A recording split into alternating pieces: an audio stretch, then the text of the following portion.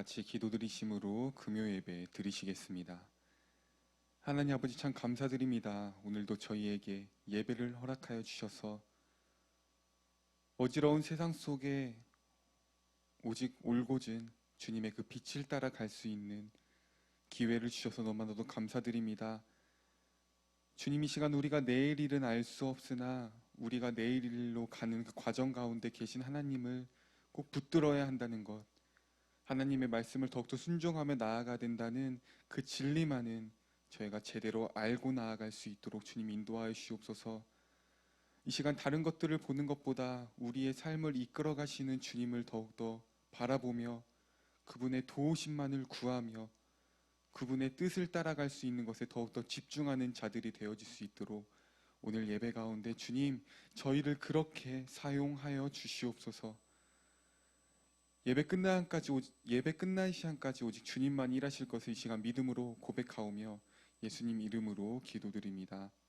아멘. 네, 다 같이 찬송가 310장 찬양 드리시겠습니다.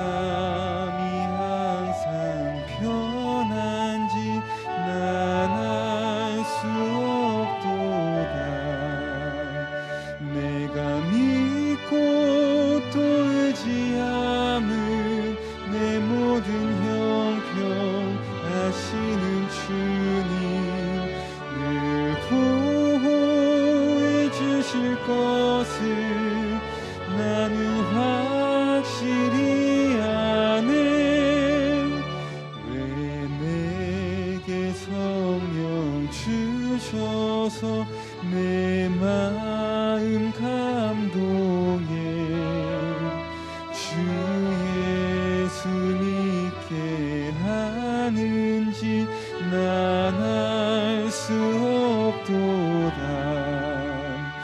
내가 믿고 또 의지함을 내 모든 형편 아시는 주님 늘 보호해 주실 것을 나는 확실히 아네.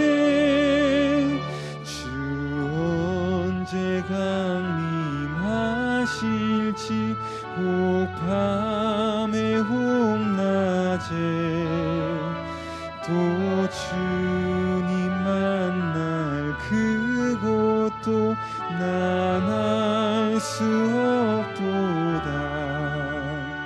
내가 믿고 또 의지함을 내 모든 형편 아시는 주님 늘 보호해 주실 것을 나는 확실히. 이 시간 1절 한 번 더 찬양합시다.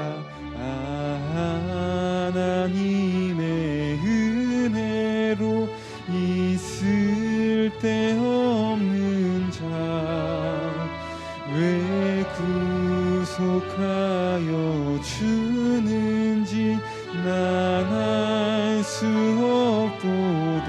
내가 믿고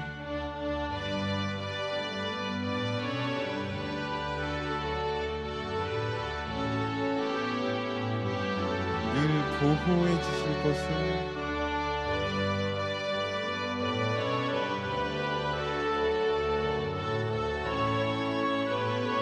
10절 왜 내게 성령 주셔서 왜 내게 성령 주셔서 내 마음 감동해 주 예수 믿게 하는지 난 알 수 없도다.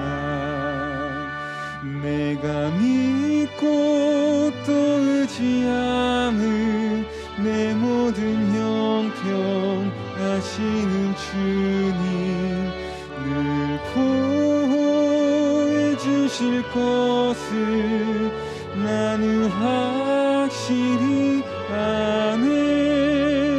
주 언제 강림하실지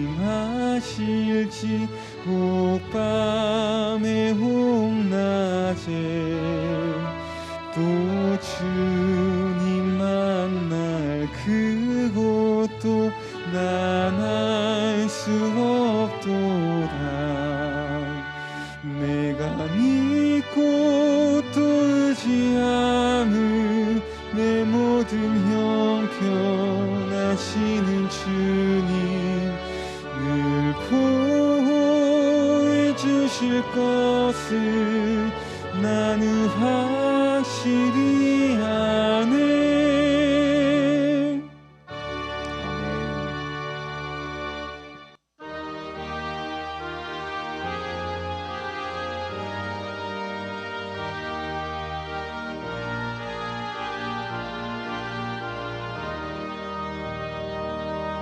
너 예수께 조용히 나가 내 모든 짐 내려놓고 주 십자가 사랑을 믿어 죄사함을 너 받으라. 주 예수께 조용히 나가 내 마음을 쏟아놓으라. 늘 은밀히 보시는 주님 그 은혜를 베푸시리. 주 예수의 은혜를 입어 내 슬픔이 없어지리. 내 이웃을 늘 사랑하여 너 받은 것 거저주라.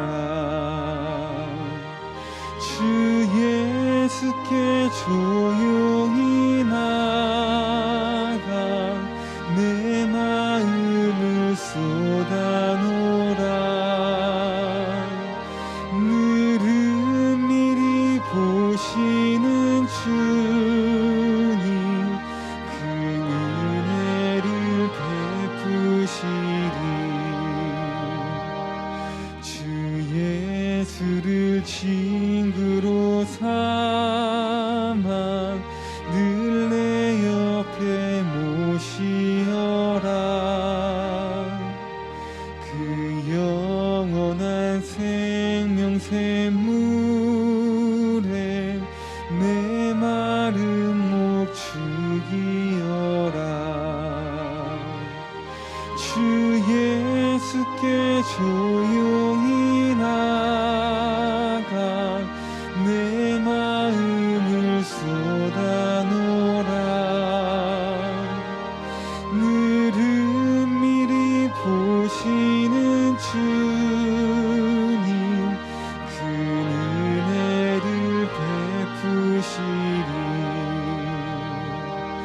너 주님과 사귀어 살면 새 생명이 넘치리라. 주 예수를 찾는 이 앞에 참 밝은 빛 비추어라. 주 예수께 조용히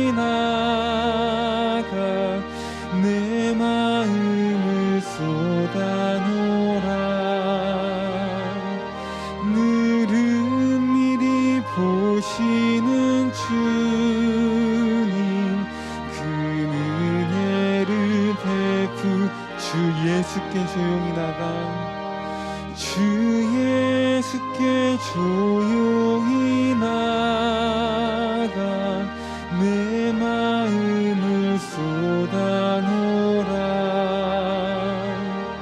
늘은 미리 보시는 주님 그 은혜를 1절 너 예수께 조용히 나가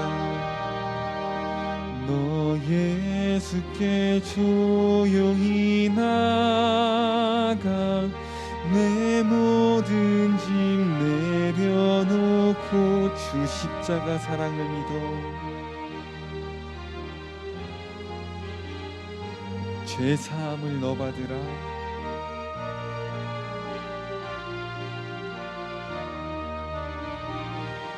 주 예수께 조용히 나가 내 마음을 쏟아놓으라. 늘은 미리 보시는 주님 그 은혜를 베푸시리. 주 예수의 은혜를 입어 내 슬픔이 없어지리. 내 이웃을 늘 사랑하여 너 받은 것 거저주라.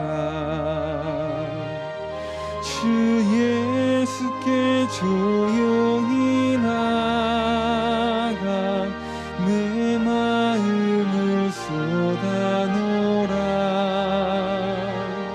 늘은 미리 보시는 주님 그 은혜를 4절 너 주님과 사귀어 살며 너 주님과 사귀어 살면 새 생명이 넘치리라.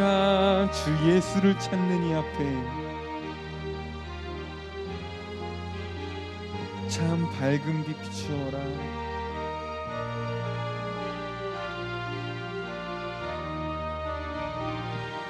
주 예수께 조용히 나가 내 마음을 쏟아놓으라. 늘은 미리 보시는 주님 그 은혜를 베푸 주 예수께 조용히 나가 주 예수께 조용히 나가 내 마음을 쏟아놓으라. 늘은 미리 보시는 주님 그 은혜를 베푸시리.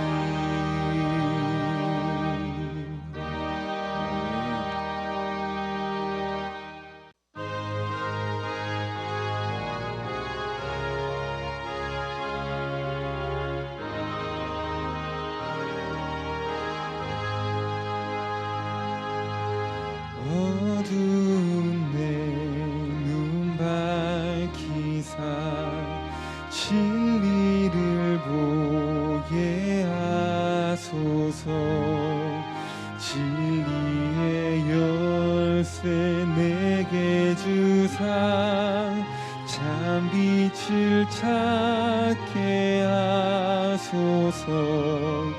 깊으신 뜻을 알고자 엎드려 기다리오니 내 눈을 뜨게 하소서. 성령이여 1절 어두운 내 눈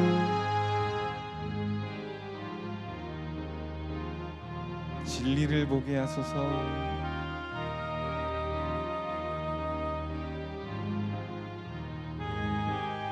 진리의 열쇠 내게 주사 주사 참빛을 찾게 하소서. 깊으신 뜻을 알고자 엎드려 기다리오니 내 눈을 뜨게 하소서. 성령이여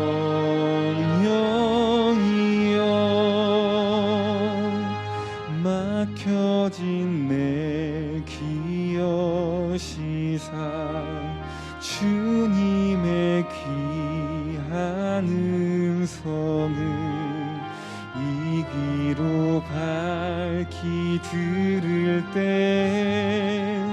내 기쁨 한량 없겠네. 깊으신 뜻을 알고자 엎드려 기다리오니 내 귀를 열어 주소서. 성령이여 막혀진 내 귀 여시사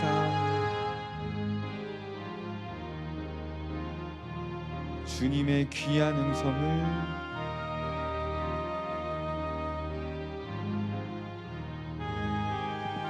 이기로 밝히 들을 때 내 기쁨 한량 없겠네. 깊으신 뜻을 알고자 엎드려 기다리오니 내 귀를 열어 주소서. 성령이여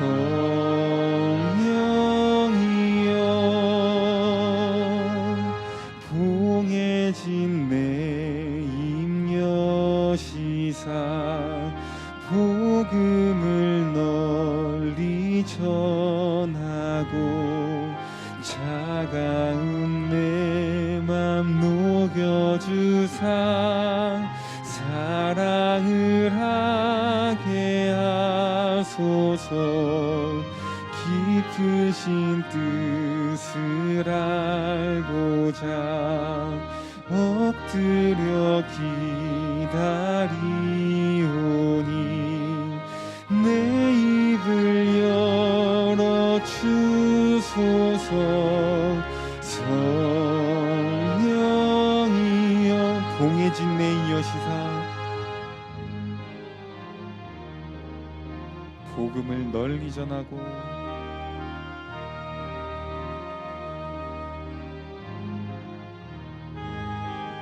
차가운 내 맘 녹여주사 사랑을 하게 하소서. 깊으신 뜻을 알고자 엎드려 기다리오니 내 입을 열어 주소서. 성령이여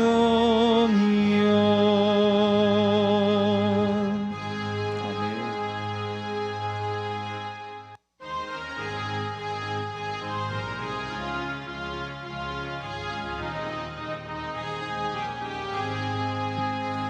예수 십자가에 흘린 피로써 그대는 씻기어 있는가.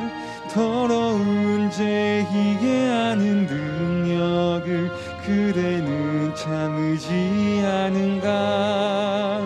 예수의 보혈로 그대는 씻기어 있는가. 마음속에 여러 가지 죄악이 깨끗이 씻기어 1절 예수 십자가에 흘린 피로써 그대는 씻기어 있는가. 더러운 죄 희게 하는 능력을 그대는 참으지 않은가. 예수의 보혈로 그대는 씻기어 있는가. 마음속에 여러 가지 죄악이 깨끗이 씻기어 있는가. 주 예수와 밤낮으로 늘 함께 그대는 행동을 하는가. 아무 때나 어디서나 그대는 십자가 붙들고 있는가. 예수의 보혈로 그대는 씻기어 있는가. 마음속에 여러 가지 죄악이 깨끗이 씻기어 있는가. 주님 예수 다시 올 때 그대는 영접할 예복이 있는가. 그대 몸은 거룩한 곳 천국에 들어갈 준비가 됐는가. 예수의 보혈로 그대는 씻기어 있는가. 마음속에 여러 가지 죄악이 깨끗이 씻기어 있는가. 모든 죄에 더러워진 예복을 주 앞에 지금 다 벗어서 샘물같이 솟아나는 보혈로 눈보다 더 이게 씻으라. 예수의 보혈로 그대는 씻기어 있는가. 마음속에 여러 가지 죄악이 이 시간 2절부터 한 번 더 찬양합시다. 주 예수와 밤낮으로 주 예수와 밤낮으로 늘 함께 그대는 행동을 하는가.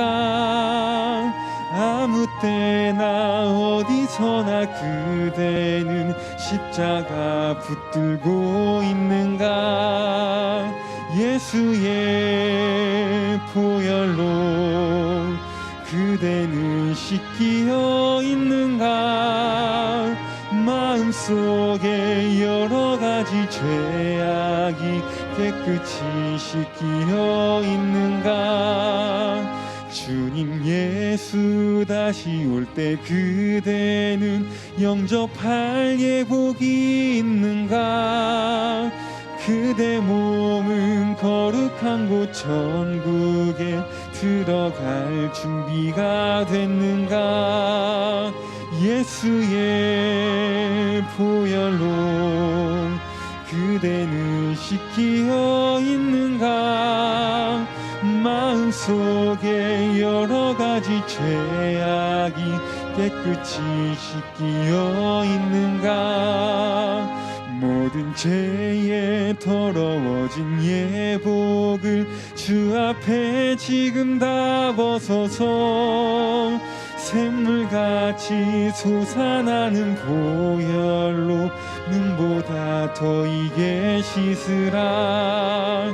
예수의 보혈로 그대는 씻기어 있는가.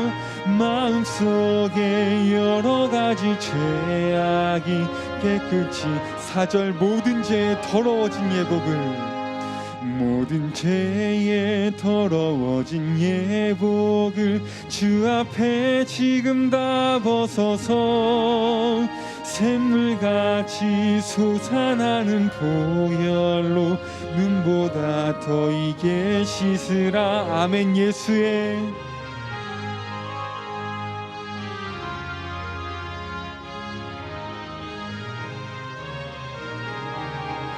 마음속에 여러 가지 죄악이 깨끗이 씻기어 예수의 보혈로 예수의 보혈로 그대는 씻기어 있는가. 마음속에 여러 가지 죄악이 죄악이 깨끗이 씻기어 있는가.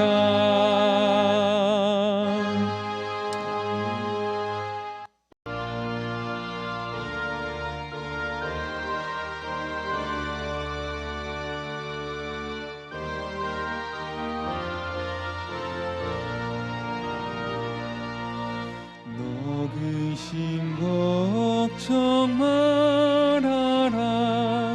주 너를 지키리.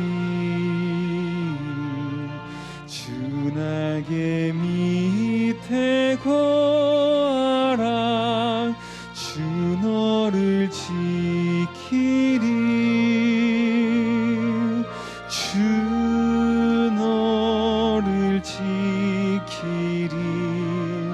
아무 때나 어디서나 주 너를 지키리.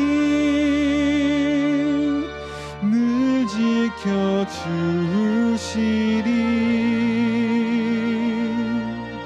어려워 낙심될 때에 주 너를 지키리. 위험한 일을 당할 때 주 너를 지키리. 주 너를 지키리. 아무 때나 어디서나 주 너를 지키리. 늘 지켜주시리. 너 쓸 것 미리 하시고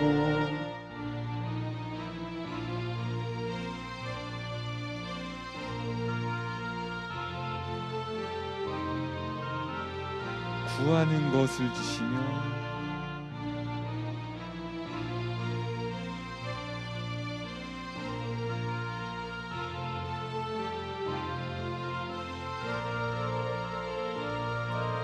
주 너를 지키리. 아무 때나 어디서나 주 너를 지키리. 늘 지켜주시. 3절 한 번 더 고백합시다. 너 쓸 것 미리 하시고 주 너를 지키리. 구하는 것을 주시며 주 너를 지키리. 주 너를 지키리. 아무 때나 어디서나 주 너를 지키리. 늘 지켜주시리.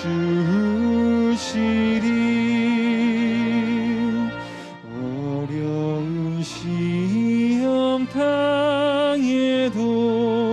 주 너를 지키리. 구주의 품에 거하라. 주 너를 지키리. 주 너를 지키리. 아무 때나 어디서나 주 너를 지키리. 늘 지켜주. 주 너를 지키리. 주 너를 지키리. 아무 때나 어디서나 주 너를 지키리. 지켜주시리.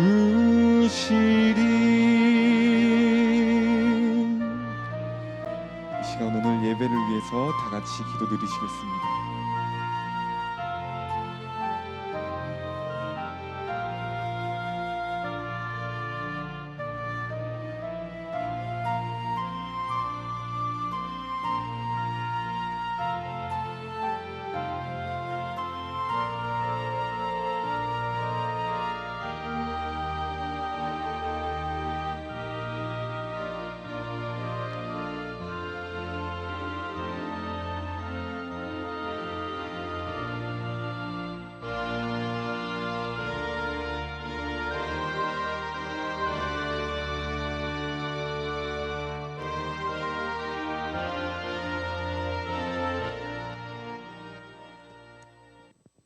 하나님 감사합니다. 하나님 예배할 수 있는 귀한 시간 주심에 참으로 감사합니다. 이 시간 저희들의 마음을 하나님께 올려드립니다. 은혜 없이 살 수 없는 저희들, 하나님께서 베풀어 주시는 그 은혜를 기대하며 이 시간 하나님 앞에 앉았습니다. 말씀 가운데 더욱더 기름 부어주시고 말씀을 통하여서 깊은 깨달음으로 찾아오시는 그 성령을 온전히 저희들 가운데 채울 수 있도록 지혜와 명철로 저희들 가운데 역사해 주시고 우리로 하여금 하나님을 바라보게 하시고 더욱더 깊게 알게 하시고 삶 속에 주님과 함께 살 수 있도록 역사하시는 그 성령으로 이 시간 풍성히 채우고 돌아갈 수 있는 복된 예배가 되어질 수 있도록 끝나는 시간까지 하나님 홀로 역사하여 주시옵소서. 교회에 속한 자들 한 사람 한 사람 찾아가 주시고 그들의 삶을 아름답게 하는 것이, 복되게 하는 것이, 그들의 삶에 진정한 유익을 주는 것이 주님 안에 있음을 교회에 속한 자들 한 사람 한 사람들이 다 제대로 알 수 있도록 하나님 그들을 혼미케 하는, 비웃게 하는 더러운 악한 세력들 이 시간에 그들 가운데서 역사하지 못하도록 하나님께서 물리쳐 주시옵소서. 주님 안에 소망이 있음을 그들이 진정 믿음으로 고백하며 삶으로 하나님께 고백하며 하나님의 자녀답게 살아갈 수 있도록 교회에 속해 있는 사람들 한 사람 한 사람 불쌍히 여기시고 찾아가 주셔서 하나님의 사랑으로 덮어주시옵소서. 끝나는 시간까지 제 입술을 주장하셔서 사람의 것이 아닌, 사람의 논리가 아닌 하나님의 것을 대언할 수 있도록 주여 도와주옵소서. 예수님 이름으로 기도합니다. 아멘. 제가 수요일 날 미가서 말씀을 읽으면서 이상하다 생각을 했어요. 근데 이상한 게 왜 이상한지를 몰랐는데 원래 미가서가 금요일 날 보는 말씀인데 제가 수요일 날 봤더라고요. 죄송해요. 왜 그랬을까? 이런 게 이상 말씀을 보는데 이상하다. 지난주에 봤는데 왜 이렇게 한참 전에 본 것 같은 느낌이지? 이상하다 했더니 주여 제가 실수했네요. 그러나 그 미가서 말씀도 그렇고 열왕기상의 말씀도 그렇고 하나님의 나라가 무엇인지를 알아가는 과정에 보게 된 말씀이어서 전혀 뜬금없지 않다. 이제 오늘 미가서 5장 말씀을 볼 거예요. 우리가 금요일 날 보는 말씀은 천년왕국이 무엇인가에 대해서 우리가 계시록 20장 말씀을 보면서 주와 함께 왕노릇하는 자들이 어떤 자들인가를 보는 중에 이제 미가서 말씀을 봤단 말이에요. 다시 한번 이제 미가서 5장 말씀을 보면서 주와 함께 왕노릇한다는 것이 무엇일까를 생각해 볼게요. 그리고 참고로 다시 하나 짚고 넘어가자면 그냥 들으시면 돼요. 저희가 봤었던 요한계시록 20장을 보면 주님, 다 같이 봐야 되나? 다 같이 봐야지 안 헷갈리려나? 그러면 한 구절 보고 다시 미가서로 옵시다. 요한계시록 20장 말씀 6절 말씀을 볼게요. 요한계시록 20장 6절 말씀.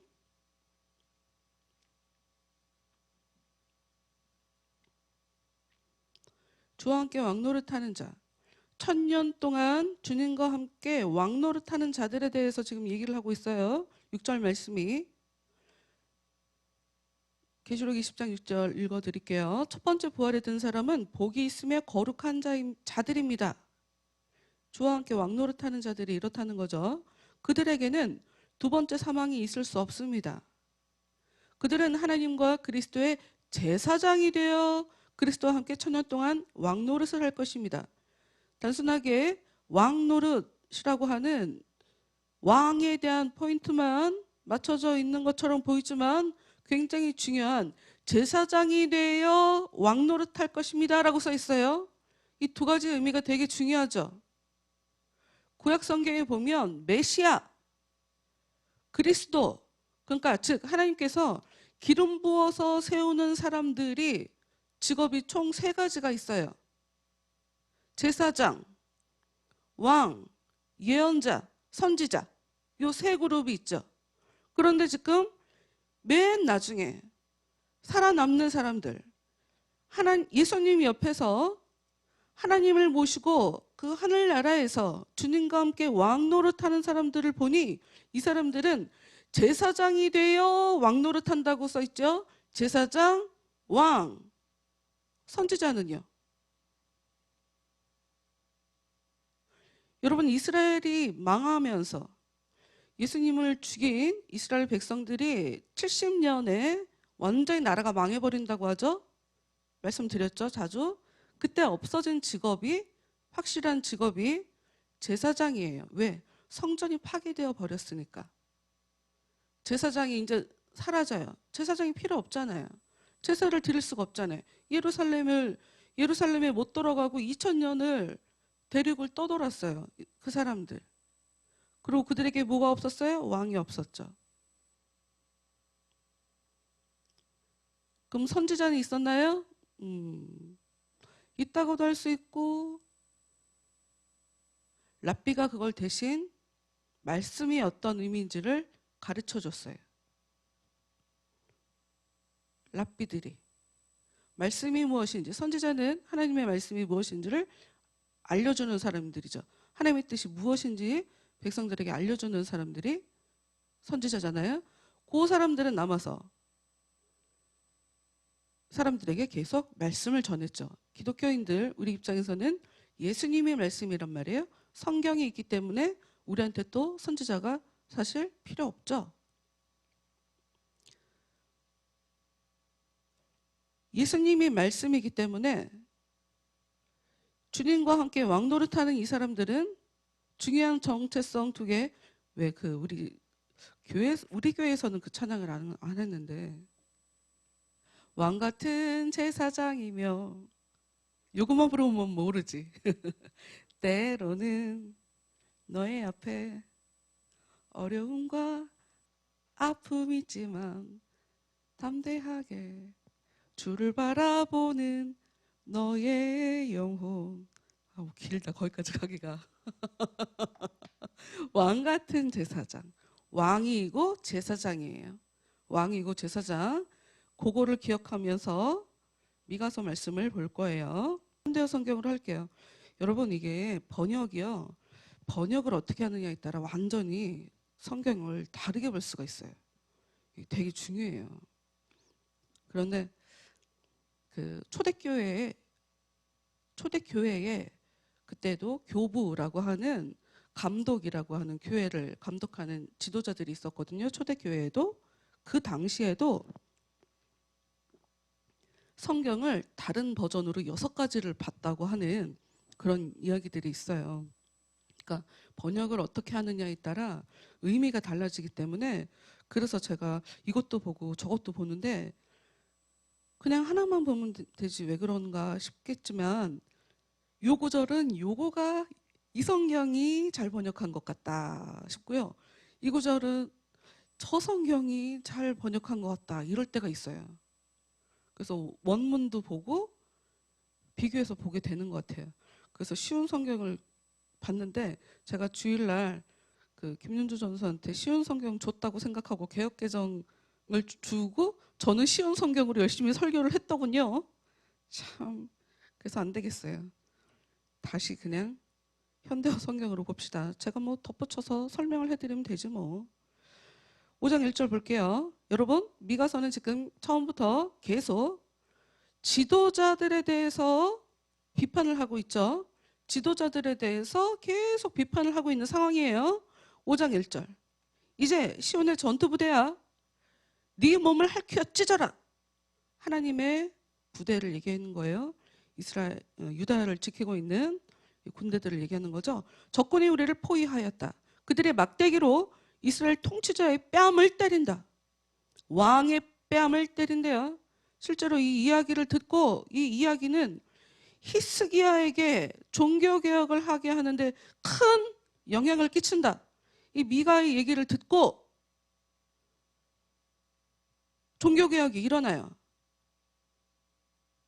그래서 외국에서 쳐들어 왔다가도 그냥 돌아가게 되는 아주 기적 같은 일을 경험하게 됩니다. 그러나 그 후에 망하더라. 한동안은 가죠. 이스라엘 통치자의 뺨을 때린다. 외국 적군이 쳐들어와서 2절 주께서 말씀하셨다. 그러나 너 베들레헴 에브라다야, 너는 비록 유다 족속의 작은 마을이지만 이스라엘의 통치자가 될 나의 사람이 내게서 나올 것이다. 그의 근원은 영원으로 올라간다. 그는 모든 날들의 처음부터 살아있느니라. 이 말씀 여러분 지금 현대성경으로 읽어드려서 아는 말씀인가 싶겠지만 좀 센스가 있으신 분들은 이거 들어본 것 같죠? 유다 땅 베들레헴아, 몰라요?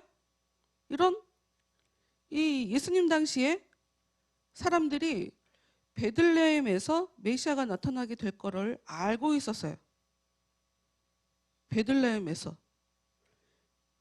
여러분 지금 5장 1절에 보면 적이 쳐들어와서 통치자의 뺨을 때린대요. 그러면서 새로운 통치자가 나온다고 하고 있죠. 그런데 어디서? 베들레헴 에브라다.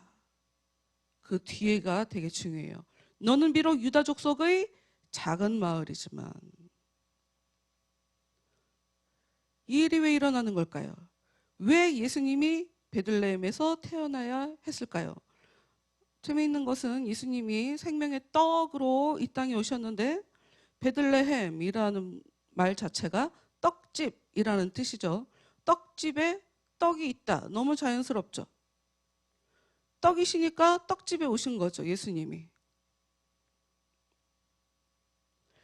지도자들 때문에 지금 나라가 이 모양 이 꼴인 거죠. 지도자들 때문에 힘없는 사람들이 고통을 더 당하는 거죠. 지도자들이 잘못해서, 지도자들이 타락해서, 지도자들이 더 종교적으로 타락해서 일반 백성들도 그들을 보며 자기들도 신앙의 방종을 행하죠. 지도자들이 왜? 힘을 가졌기 때문에. 여러분 힘을 가진 사람은 당당해요. 거침이 없습니다. 그냥 하고 싶은 대로 하고 살아요. 근데 힘 없는 사람은 그렇게 살 수가 없죠. 삶이 내 맘대로 안 되죠. 힘 없기 때문이죠. 하나님이 너네 망할 거다. 신음 쳐라. 아니, 몸부림 쳐라. 신음해라. 너네 이제 다 끌려간다. 너네 바벨론으로 끌려갈 거다. 너네를 죽이려고 적들이 지금 날뛰며 니네들 피를 지금 부르고 있다. 이러면서 갑자기 베들레헴 에브라다야 하고 축복의 소망의 말씀을 주세요. 이유가 뭐냐? 힘 있는 사람들 다 망하게 하고 그 사람들 힘 갖고 있는 거 다 뺏고 힘 없는 사람으로 다시 시작.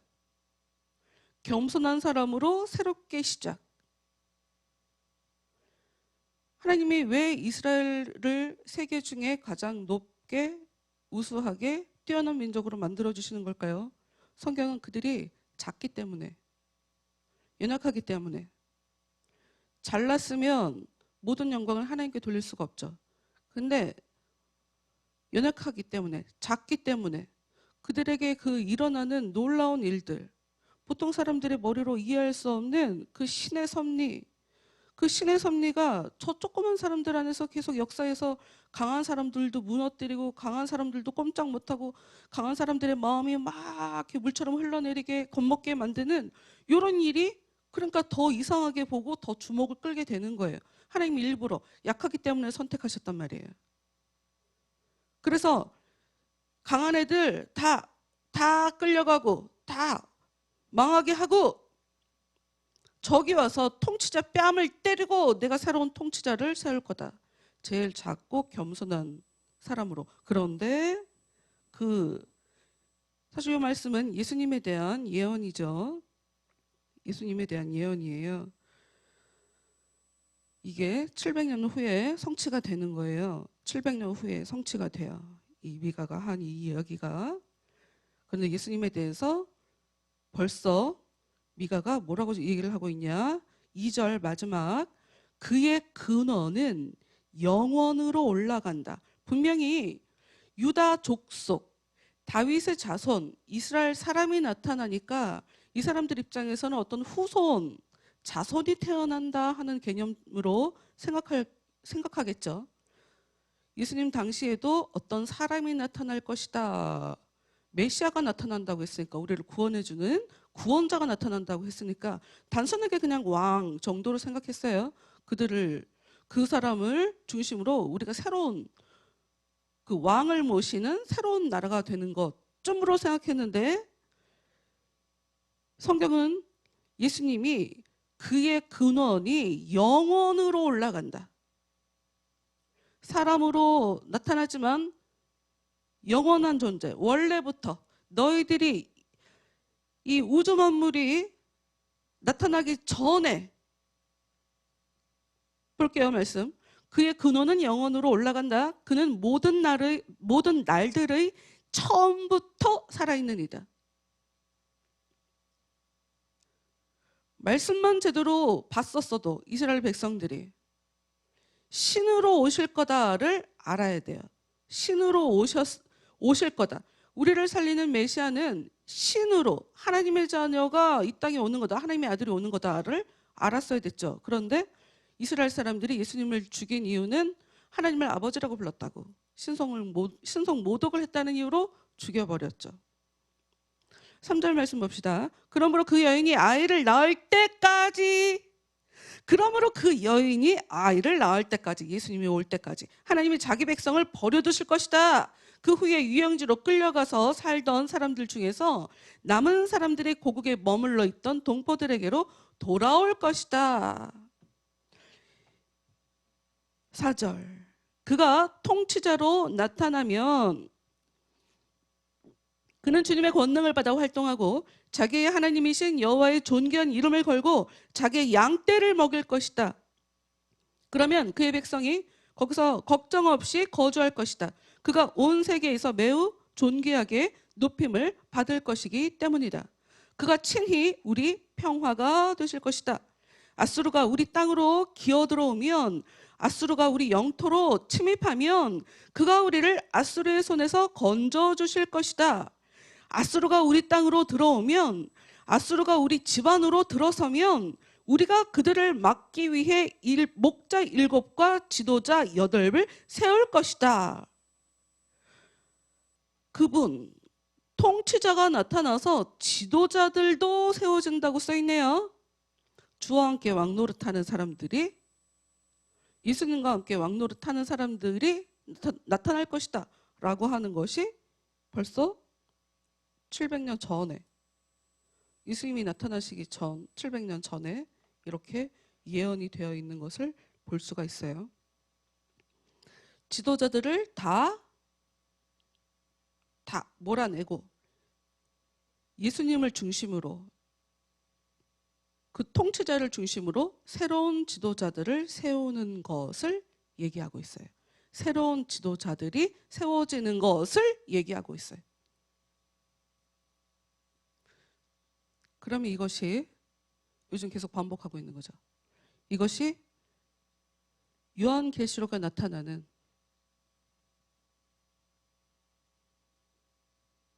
좀 예수님 때의 새로운 지도자가 일어날 거다라고 하는 것으로 이해할 수 있는데, 그럼 예수님 오신 이후에 요한계시록에 똑같이 나와 있는 요것과 무슨 의미가 있는가?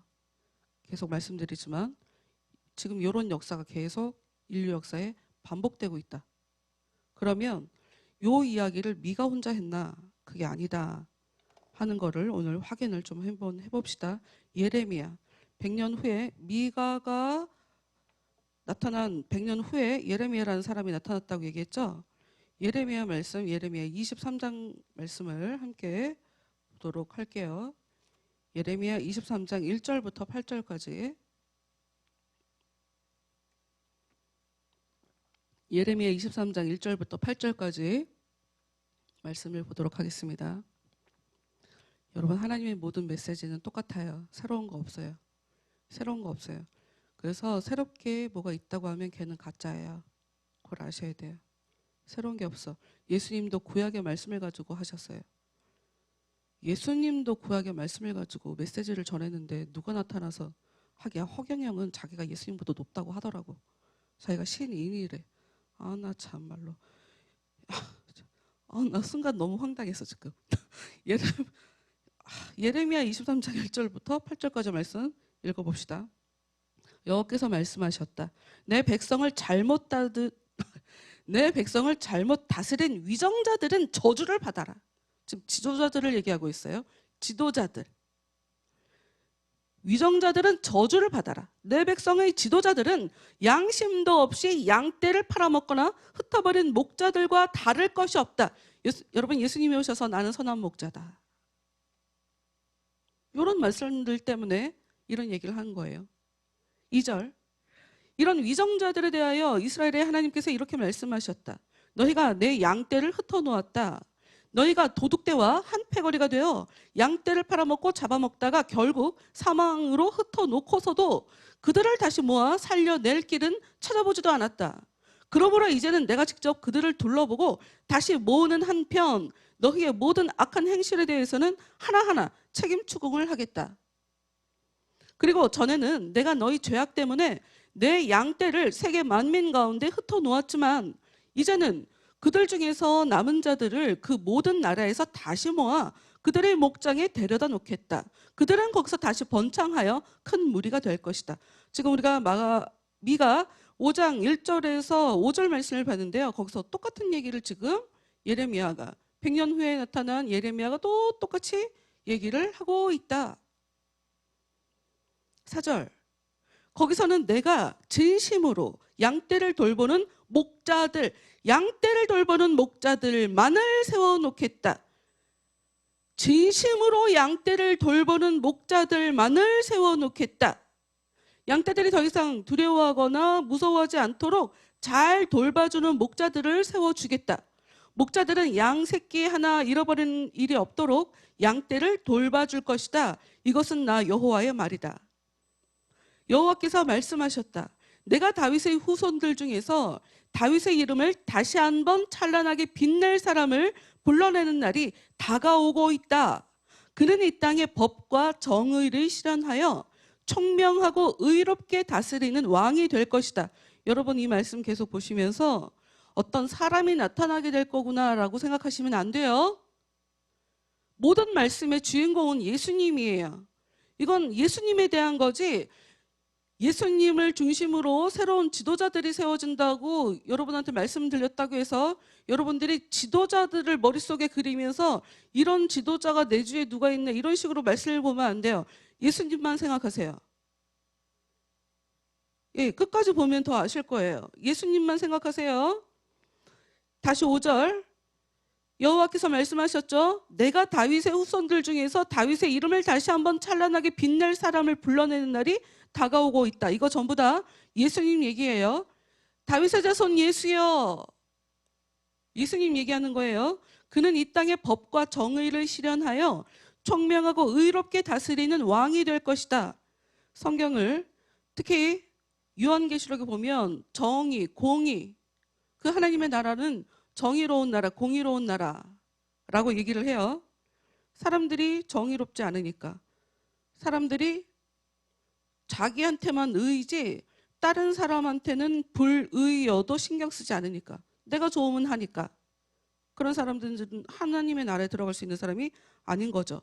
올바른 지도자가 아닌 거죠. 6절. 그때는 유다 백성이 어떤 적국 앞에서도 안전하게 살 것이며 이스라엘 백성이 평화롭게 살 것이다. 그때 사람들은 그 의로운 왕의 이름을 여호와 치드케누라고 부를 것이다.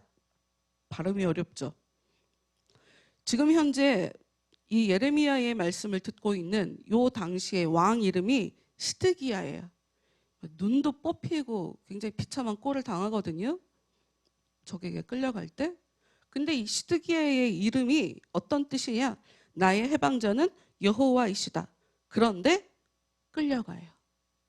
해방자가 여호와라고 하는데 정작 그 사람은 해방자이신 하나님을 믿지도 않고 사람들에게 그 해방자이신 하나님이 일하실 수 없도록 못되게 악하게 다스렸던 왕이었다. 그래서 왕이 새로 나타나서 이름이 여호와 치드케누. 이게 무슨 의미인가? 우리의 해방자는 여호와이시다. 시드기야의 이름은 나의 해방자는 여호와이시다. 여러분 큰 차이가 있죠. 나의와 우리의. 이스라엘 사람들은 유대인들이 왜 망했습니까? 하나님을 독점하려고 했기 때문이에요. 하나님이 나만 사랑해 주는 것 같단 말이죠. 우리가 마음대로 살아도 하나님은 나를 사랑해 줄 것 같거든요. 사랑해 주신다고 계속 약속해 줬으니까. 우리 버리지. 아니 이 많은 나라 중에서 우리를 선택했어. 근데 하나님이 우리를 망하게 한다고? 그 사랑 많으신 분이, 그 인자로우신 그 하나님이 이러다가 구약의 사람들이 망했죠.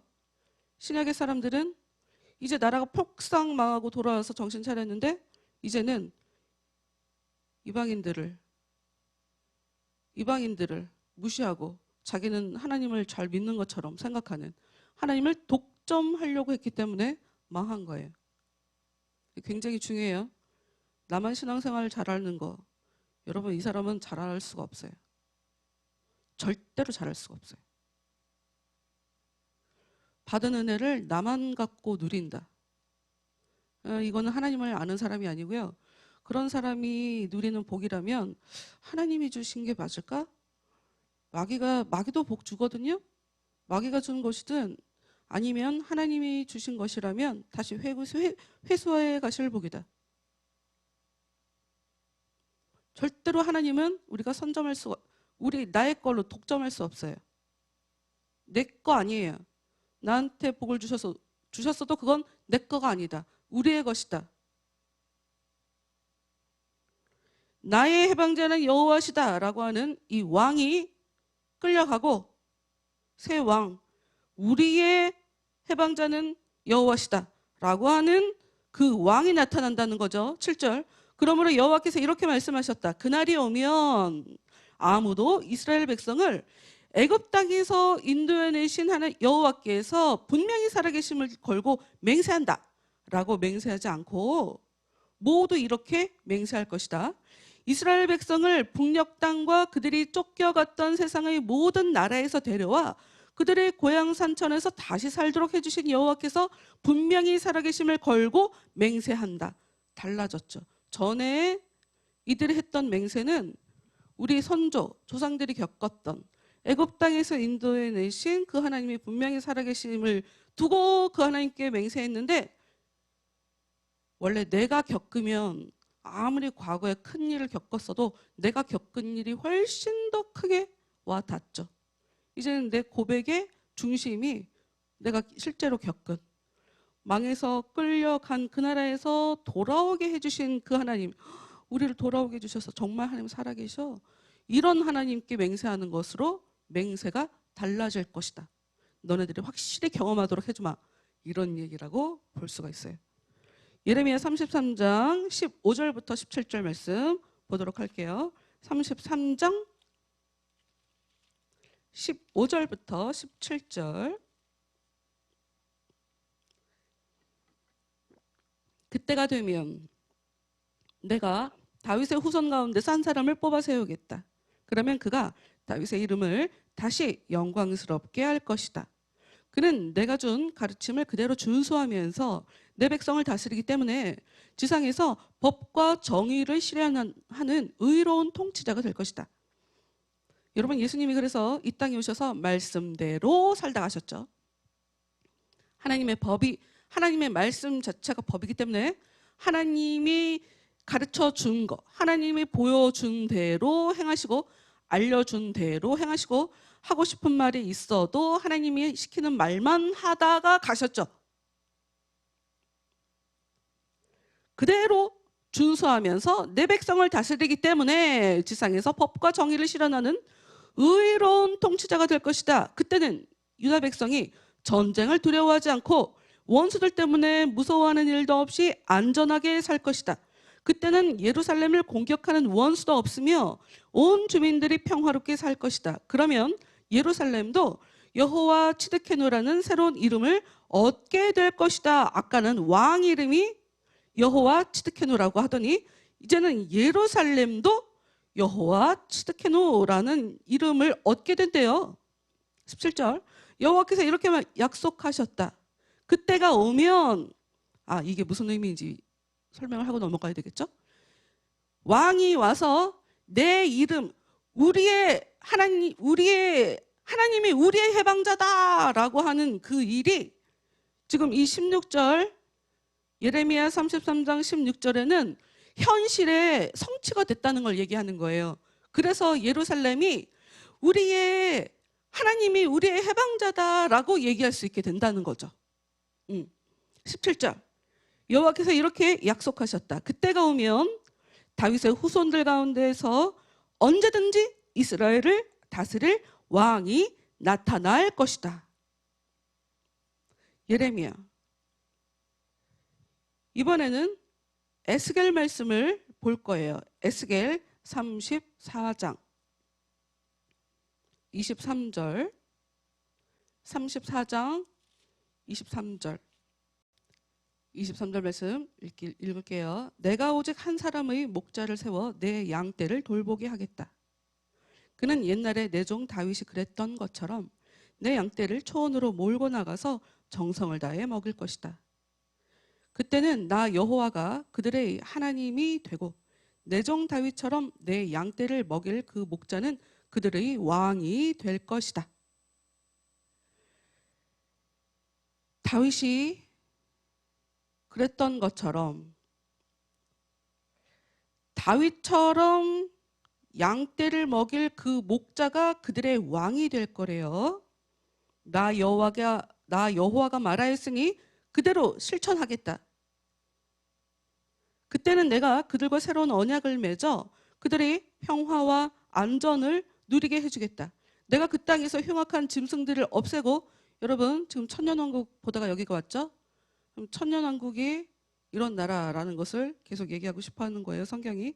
내가 그 땅에서 흉악한 짐승들을 없애서 그들이 어디서나 안심하고 살 뿐 아니라 숲속에서 아주 걱정 없이 편안하게 누워 잘 수 있게 해주겠다. 내 성전의 사방에 펼쳐진 땅에 언제나 알맞게 이슬비를 내려주고 복된 소나기도 제때 내리게 하여 그곳을 비옥한 곳으로 만들어주겠다. 그러면 모든 과일 나무들이 많은 열매를 맺고 농토는 풍성한 수확을 내줄 것이다. 그리하여 그들은 원수들 때문에 걱정할 필요도 없이 고국 땅에서 안전하게 살게 될 것이다. 내가 그들이 메었던 노예의 멍에를 부러뜨리고 탄압자들의 폭력에서 그들을 해방시키면 그제서야 내가 여호와인 줄을 그들이 깨닫게 될 것이다. 그때가 오면 그들이 다시는 다른 나라 백성들에게 잡혀 죽거나 흉악한 짐승들에게 잡아먹히지 않고 아무런 두려움이나 근심 없이 자기들의 땅에서 살게 될 것이다. 그때 내가 오곡백가가 무르익은 아름다운 평화의 동산을 만들어주면 아무도 더 이상 굶주리는 일이 없고 다른 민족들의 비웃음을 사는 일도 없을 것이다. 그때가 오면 나 여호와가 그들을 돕는 그들의 하나님이요 그들은 내 백성 이스라엘이라는 것을 그들이 깨닫게 될 것이다. 나 여호와가 말하였으니 그대로 실천하겠다. 너희는 바로 내가 돌보는 내 양떼요. 나는 너희 하나님이다. 나 주 여호와가 하는 말이다. 여러분, 이게 지금 예수님이 오시면서 다 이루어질 거라고 지금 얘기하고 있는 거예요. 여러분, 예수님이 내 안에 오시면 내가 이러한 삶을 살 거라는 것을 여러분들이 약속으로 믿으시라. 왜 이 나라가 이렇게 안 바뀌어요? 여러분, 사회 바꾸려고 하지 말아요. 무슨 우리가 뭐라고 사회를 바꿔? 그거는 사회를 바꾸려고 하는 정치인들이 할 일이고, 우리는 그때가 오면, 그분이 오면 이라고 하는 그 말씀이 내 삶의 성취가 되도록 그 예수님이 내 안에 오는 것에만 신경 쓰며 사세요. 다른 거 생각하지 마시고, 정치인이 예수님이에요? 예수님이 정치인으로 나타날 것 같아요? 요즘 사람들 뉴스 보면 그렇게 믿고 사는 것 같아. 이재명이 하늘에 선택한 사람인가? 윤석열이 우리를 편하게 행복하게 그렇게 살게 해줄 것인가? 이러고 보는 것 같아. 꿈도 꾸지 마세요. 그런 일은 없으니까. 그 사람들이 예수가 아닌데. 에스겔 34장 읽었네. 37장. 에스겔 37장 24절부터 28절 말씀 봅시다. 에스겔 37장 24절부터 28절까지. 여러분 이제 말씀을 보시면서 이 예수님이 내 안에 오실 것이다를 생각하시며 이 말씀을 보세요. 이제 에스겔 37장 24절. 그때는 내 옛날의 충실한 종 다윗과 같은 목자가 그들을 다스리는 왕이 될 것이다. 그들은 내 모든 가르침대로 살아가고 내 모든 계명을 지키고 수행할 것이다. 그때는 내가 옛날에 내 종 야곱에게 주었고 그들의 조상들이 살았던 땅에서 그들이 다시 살게 될 것이다. 그곳에서 그들과 후손들이 영구히 살 것이다. 그때 그들을 다스릴 왕은 언제나 옛날의 내 종 다윗과 같이 좋은 목자가 될 것이다. 나는 그들과 영원히 변하지 않는 계약을 맺고 평화와 행복을 보장해 주겠다. 내 성전도 영구히 그들의 한가운데 서 있을 것이다. 요한계시록 같은 말씀들이 슬슬 나오기 시작하는데요. 27절. 그들이 바로 내 성전이 되어 내가 그들에게서 살면, 다시요. 27절. 그들이 바로 내 성전이 되어. 여러분, 우리가 예수님이 보시기에, 하나님이 보시기에 성전이 되기 전까지는 모든 약속의 말씀은 나하고 상관없어요. 복 받을 거 기대하지도 마세요. 복은 주님이 우리 안에 오셔서 너는 거룩하다. 너는 이제 거룩한 집이다. 성전이 뭐 어려운 말이야. 거룩한 집이란 뜻인데. 넌 이제 거룩한 집이 됐어. 라고 하는 주님과 함께 사는 사람들이나 누리는 게 복이에요. 복은 그런 사람들한테 나타나는 거예요. 다시, 그들이 바로 내 성전이 되어 내가 그들에게서 살면 내가 그들의 하나님이 되고 그들은 내 백성이 될 것이다. 세계 만민이 그것을 보고서 내 성전이 영구히 그들의 한가운데 있다는 것을 알게 될 것이다. 그리고 내가 세계 만민 가운데서 이스라엘을 선택하여 내 거룩한 백성으로 삼은 여호와인 줄을 깨닫게 될 것이다. 여기서 다시 한번 우리가 중요하게 짚고 넘어가야 될 게 있죠. 28절에서 지금 이스라엘을 선택했다라고 하는 이 말. 여러분, 다윗이 나올 때 이것이 과거에 이들의 왕이었던 다윗을 얘기하는 게 아니라 그것을 통해서 다윗이란 단어의 뜻, 하나님께 사랑받는 자라는 것이 그 문맥이 진짜 말하고 싶은 거라고 얘기했죠. 그렇다면 여기 28절에 나오는 이스라엘이라는 말은 무슨 말이겠어요? 이스라엘이라는 이름이 언제 나와요? 야곱이 씨름했을 때, 씨름하고 하나님하고 씨름해서 이겼을 때, 하나님한테 이겼을 때. 성경은 그가 하나님이랑 싸워서 이겼대요. 사람하고 싸워서 이겼대요. 이겨냈을 때 이스라엘이라는 이름을 얻게 된 거죠. 그러면 28절의 이 말씀은 세계 만민이 이 사람들 가운데서 하나님이 계신 것을 세계 만민이 보게 되고 그들이 성전 그 자체라는 것을, 영원한 성전 된 거라는 것을 만민이 알게 된다는데, 그게 어떠한 의미이냐? 내가 세계 만민 가운데서 이스라엘을 선택했다. 이긴 사람을 선택한 거예요. 자기와의 신앙의 싸움에서 이긴 사람. 그래서 요한계시록 처음에 시작할 때 7교회에다가 편지를 보내죠. 모두 다 동일하게 이겨야 된다, 이겨야 된다, 이겨야 된다. 반복적으로 이긴 것에 대해서 이야기를 해요. 이겨야 그 20장 맨 마지막에 나타나는 그 천년 왕국에서 주님과 함께 왕노릇하게 되는 거예요. 이겨야. 이긴 사람이에요. 이긴 사람, 이겨내면 이게 바로 하나님이 선택받았다는 거구나 라고 하는 증거인 거예요. 왜? 하나님 고집을 우리가 이겨낼 수가 없다니까요. 우리가 의롭게 살도록 어떻게든 하나님은 만들어 갈 거예요. 저 사람 속에서 하나님이 역사하는구나 하는 걸 다른 사람이 보게 만들어 버릴 거라고요. 이스라엘을 선택하여 내 거룩한 백성으로 삼은 여호와인 줄을 깨닫게 될 것이다. 자기와의 싸움에서 이긴 자들이라고 얘기했죠. 답이 바로 나와 있죠. 선택하여 내 거룩한 백성으로 삼은 여호와인 줄을. 깨끗하게 살기 위해서 자기와 싸우는 거예요. 하나님의 말씀대로 살기 위해서, 의롭게 살기 위해서, 예수님처럼 살기 위해서, 예수님이 하나님의 말씀대로 정의롭게 공의롭게 살다 가신 분이잖아요. 그렇게 다스리시는 분이잖아요. 나도 예수님처럼 깨끗하게 거룩하게 살기 위해서 나와의 싸움에서 이겨낸 사람, 이 사람들이 바로 주님과 함께 왕노릇하는 사람이 되는 거죠. 제사장 거기서 왜 나오냐? 이 사람들은 자신의 속사람을 제물로 하나님께 드리는 진정한 제사장인 거예요.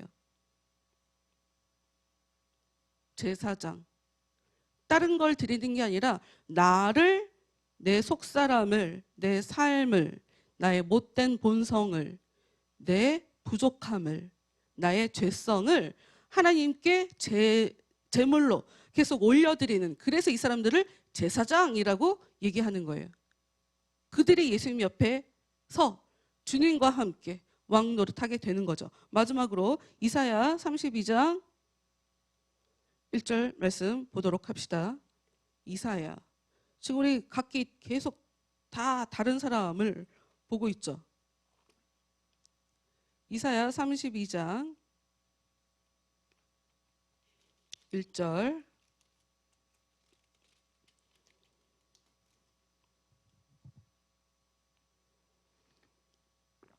보라, 정의로 나라를 다스릴 왕이 곧 나타날 것이다. 그의 강요들은, 다시 말씀드리지만, 왕이 정의로 나라를 다스렸으면 계속 그 나라를 지탱해 나갔을 거예요. 그런데 왕들마다 정의롭지 않아.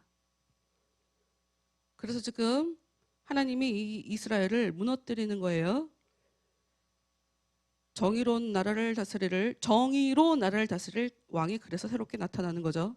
그의 강요들은, 주와 함께 왕노릇하는 사람들이겠죠. 그의 강요들은 법대로 나라를 돌볼 것이다. 법대로, 자기 마음대로가 아니라, 돈을 받고 불법으로가 아니라, 자기가 하고 싶은 대로가 아니라 법대로, 하나님의 법대로, 하나님의 정의대로. 2절. 그들은 어찌나 백성을 잘 섬기는지, 어느 누구나 폭풍을 피하는 곳과 같고 후려치는 폭우 속에서 몸을 가리고 안전하게 쉴 수 있는 곳과 같고, 메말라 터진 농경지 사이로 유유히 흐르는 시냇물과 같고, 광야에서 헐떡이며 걷다가 만난 바위 그늘과 같을 것이다. 여러분, 은혜가 많으면 여러분의 미래는 이렇게 될 거예요. 그냥 못되게 살면 안 돼요. 못되게 살면 안 돼요.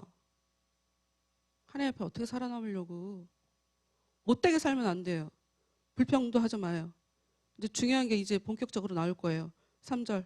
백성을 보살피는 그들의 눈이 어두워지지 않고 억울한 사람들의 호소를 듣는 그들의 귀가 어느 때도 막히지 않을 것이다.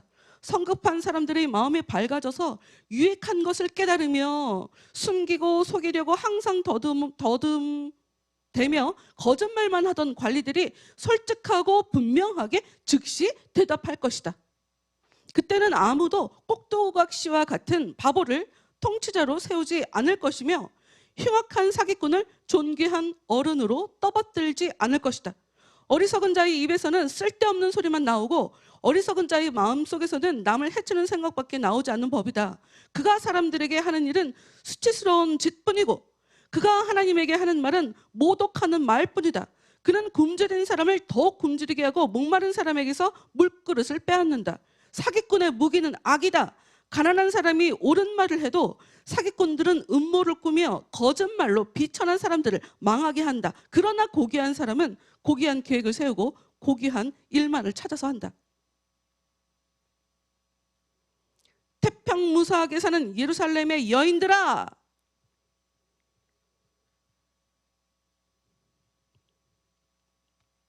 너희는 일어나서 내가 외치는 소리를 똑똑히 들어라. 근심 걱정 없이 사는 유다의 처녀들아, 너희는 내가 전하는 말을 귀담아 들어라. 이제 1년만 더 지나면 걱정 없이 사는 너희가 두려워서 벌벌 떨 것이다. 내년에는 포도 수확도 없고 과일을 줍는 일도 없을 것이기 때문이다. 너희 걱정 없는 여인들은 벌벌 떨고 근심 없는 처녀들은 태산 같은 걱정을 하여라. 너희는 그 고운 옷을 벗어던지고 굵은 베옷을 입고 통곡하여라. 너희는 오곡백과가 무르익은 들판과 포도송이가 주렁주렁 매달린 포도원을 모조리 빼앗겼다고 가슴을 치면서 통곡하여라. 내 백성의 농토에 가시덤불과 엉겅퀴가 무성하게 자라오르고 쾌락을 누리던 집들이 무너지고 번영과 기쁨으로 들떠있던 성읍들은 폐허가 될 것이다. 왕궁도 빈집이 되어 적막하고 사람이 들끓던 도성도 묘지처럼 고요해질 것이다. 요새와 망대가 서 있던 언덕도 영영 폐허가 되어 들노새들이나 거기서 뛰어다니고 양떼들이 풀을 뜯어 먹을 것이다. 미가에서 써놓은 말씀들이 그대로 써 있는 것처럼 보여요. 100년 전에는 미가 얘기가 먹혔어요. 그런데 이사야가 하는 이야기는 효력을 발생하지 못한다. 15절. 마침내, 여러분 되게 중요해요. 여러분 이거 읽으려고 여기까지 오는 거예요. 여기까지 온 거예요. 이거 읽고 우리 기도할 거라. 마침내 만물을 변화시키는 영을 하나님이 높은 곳에서부터 우리에게 부어주실 것이다. 그러면 광야가 과수원으로 바뀌고 그 과수원은 삼림처럼 무성해질 것이다. 그때는 하나님의 정의로운 질서가 온 세상에 펼쳐지리라. 광야와 과수원에도 농촌과 도시에도 정의와 질서가 자리 잡을 것이다. 그렇게 정의가 지배하면 평화로운 세상이 되고 누구나 정의를 받들고 지키면 언제까지나 안전과 번영과 평안이 계속될 것이다. 내 백성은 평화로운 땅에서 안전한 주택들을 지어놓고 걱정 없이 편안하게 살 것이다. 숲이 우거진 산 언덕마다 푸른 물결이 굽이치고 낮은 언덕마다 평화로운 성읍들이 들어설 것이다. 너희들은 시냇가에서 씨를 뿌리고 소와 나귀를 초원에서 평화스럽게 풀을 뜯길 것이니 너희가 얼마나 행복하겠느냐.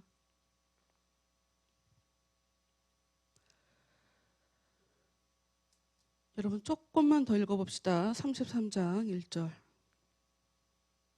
너 자신은 누구에게 침략당한 적이 없으면서도 항상 다른 나라를 침략하여 폐허로 만들고 너 자신은 누구에게 약탈 한 번 당한 일이 없으면서도 끊임없이 다른 민족을 약탈하는 나라여. 내게도 상해 소리가 들려온다. 내가 더 이상 침략할 나라가 없게 되면 너 자신이 침략을 당하여 폐허가 될 것이다. 내가 더 이상 약탈할 나라가 없게 되면 너 자신이 약탈당할 것이다. 주께서 너를 파괴하고 약탈해 가실 것이다. 여러분 성경에서 하나님이 행한 대로 갚아주시는 거 얘기하죠. 실제로 그 일을 겪은 사람들 얘기를 들었는데 어떤 얘기냐면 살인자, 연쇄살인범이 사람들을 죽이다가 감옥에 끌려 들어갔어요. 근데 죽여야 되잖아요. 사람들이 계속 죽이다가 감옥에 끌려 들어왔으니까 죽일 사람이 없잖아요. 그 사람 어떻게 했는지 아세요? 자기를 죽였어요. 자살했어요. 그 얘기 같아요. 다른 사람들은 이 사람을 건들지 않는데 이 사람들은 다른 사람들에게 계속 못된 짓 하는 거지. 이 나라 저 나라 다 못되게 굴었어. 근데 더 이상 못되게 굴 나라가 없네. 그때 어떤 일이 벌어지냐? 하나님 이 사람에게 못되게 군다는 거예요. 똑같이 갚아준다는 거예요. 2절. 여호와여 우리를 불쌍히 여기시고 은혜를 베풀어 주소서. 우리는 주님에게만 희망을 두고 있습니다. 주님의 강한 팔로 날마다 우리를 붙들어 주소서. 우리가 환난당할 때 오셔서 살려내소서. 주께서 한번 호령하시면 민족들이 도주하고 주께서 광풍을 몰고 일어나시면 세계 만민이 티끌처럼 흩어집니다. 그러면 주님을 섬기는 백성들이 메뚜기 떼처럼 달려들어 약탈하고 누리떼처럼 뛰어다니며 전리품을 모을 것이다. 여호와는 하늘 높은 곳에 사시는 분이니 지극히 높고 전능하시다. 높으신 주께서 시온성을 법, 질서와 정의로 가득히 채워 놓으셨다. 그때는 너희가 항상 안전한 곳에서 살 것이다. 여러분에게 계속 반복되죠. 주께서 시온의, 마지막으로 이 말씀 읽고 기도할게요. 주께서 시온의 주민들을 언제나 지켜주실 것이다. 모든 주민이 주님의 구원을 누리고 누구나 주님을 아는 지혜가 가득할 것이다. 이렇게 여호와를 두려운 줄 알아. 그분을 모시고 사는 그들의 믿음이 가장 귀중한 보화가 될 것이다. 여러분, 이 말씀이 계속 우리에게 이야기하는 것은 지도자들을 계속 비판을 하죠. 나라가 망할 거래요. 그런데 그 지도자들에게 당했던 약하게 뺏기며 힘들게 살았던 사람들은 다시 남겨서 다시 돌아오게 해줄 거래요. 그리고 이들에게만 다시 회복시켜주는 은혜가 올 거래요. 성경이 반복적으로 하고 있어요. 여러분, 그래서 우리는 다른 사람을 힘들게 하는 사람이 되면 안 돼요. 힘들게 하면 당해요. 당하고 더 기도해요. 하나님 살려주세요. 똑같이 나쁘게 대하면 하나님이 나한테 은혜를 베풀 수가 없어요. 이 써 있잖아요. 걔 혼자 잘못하라고 하세요. 그래야 하나님이 그 사람한테 갚아주는 거예요. 이 단순하게 사람과 싸우려고 하지 마세요. 지금 제 얘기도 여러분 자칫 오해할 수 있어요. 그 사람 속에서 역사하는 그 악한 것과 그 사람을 별개로 봐야죠. 사람 미워하면 우리는 이 영적 전쟁은 절대로 할 수가 없어요. 사람을 미워하면 안 돼요. 사람과 그 사람을 통해서 나를 힘들게 하고 고통스럽게 하고 나는 정말 약자인데 나를 힘들게 하는 그 사람 속에서 못되게 역사해서 나를 힘들게 하는 그 속에 있는 영적인 세력과 분리시켜서 봐야죠.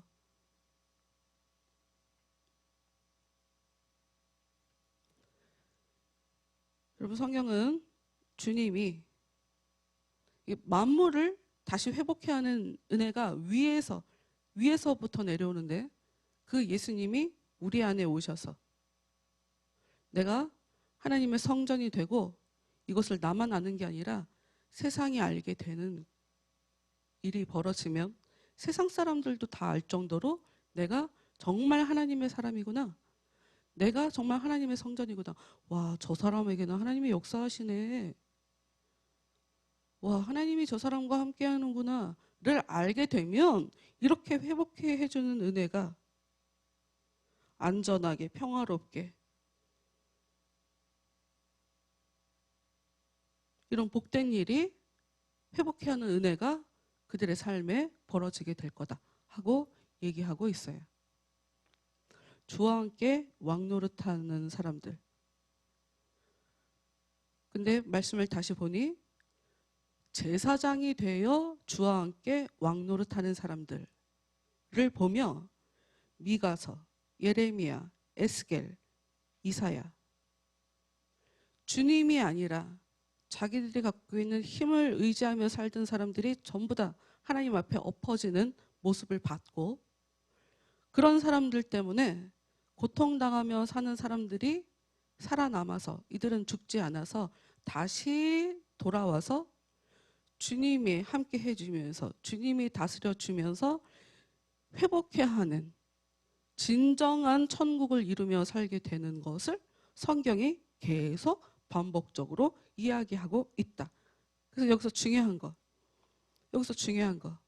우리가 이런 은혜를 맛보려면 우리가 어떤 사람이 되어야 하나? 우리가 이스라엘이란 이름을 받기에 합당한 사람이 돼야죠. 이스라엘. 이런 것 때문에 너무 힘들어요. 이거 올려야죠. 이거 하나님께 올려버려야죠.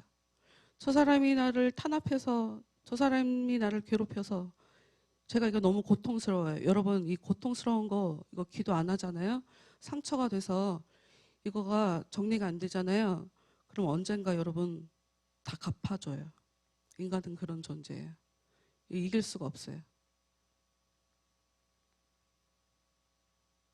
그리고 사람이 나를 공격한다? 그럼 여러분은 영적 전쟁을 할 수가 없어요. 영적 전쟁을 제대로 하시려면 나의 죄된 본성, 나의 연약함, 이것을 가지고 계속 건드는 이 마귀하고 싸워야 돼요. 이 마귀적인 세력과 이겨야 돼요. 이기는 방법은 하나밖에 없어요. 주님이 내 안에 오시는 거. 주님이 내 안에서 역사해 주셔야 이분이 나를 지켜주시는 거다. 우리는 주님과 함께 왕노릇하는 거지, 나 스스로가 주님에게 하늘나라에 계시고 나도 그냥 주님 옆에서 왕노릇하는 이런 단독적인 존재가 아니다. 개별적인 존재가 아니다. 주님이 내 안에 오셔야 되고, 어떻게 오시냐? 내 죄된 본성을 계속 죽여갈 때, 그때 우리는 은혜를 더 필요로 해요. 성령께서 도와주셔야 돼요. 내 연약함, 내 부족함을 가지고 계속 기도할 때 그때 필요한 것이 바로 성령의 은혜예요. 예수님이 도우심이라고요. 예수님, 제 눈을 열어주세요. 다윗의 자손 예수여, 제 눈을 열어주세요. 제 병을 고쳐주세요. 더 이상 죄짓지 않게 해주세요.